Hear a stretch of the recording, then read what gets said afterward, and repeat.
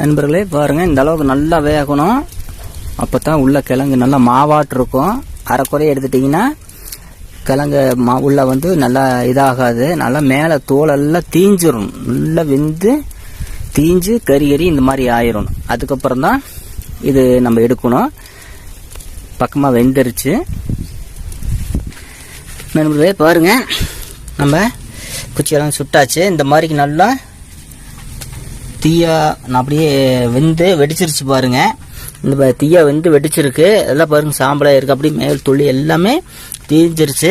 இந்த மாதிரி நல்லா வேக விட்டிங்கன்னா தான் உள்ளார மாவாட்டு இருக்கும். இல்லைன்னா நதுக்குன்னு இருக்கும். நண்பர்களே இது நம்ம புட்டு பார்க்கலாம் வாங்க. நண்பர்களே பாருங்க, சுட்டாந்தாச்சு. சுட்டு மேலே கறியில் அந்த தொலையில் சுரண்டியாச்சு. இந்த மாதிரி புட்டிங்கன்னா நல்லா மாவாட்டு அந்த மாதிரி இருக்கும். திங்கிறதுக்கு நல்லா டேஸ்ட்டாக இருக்கும்.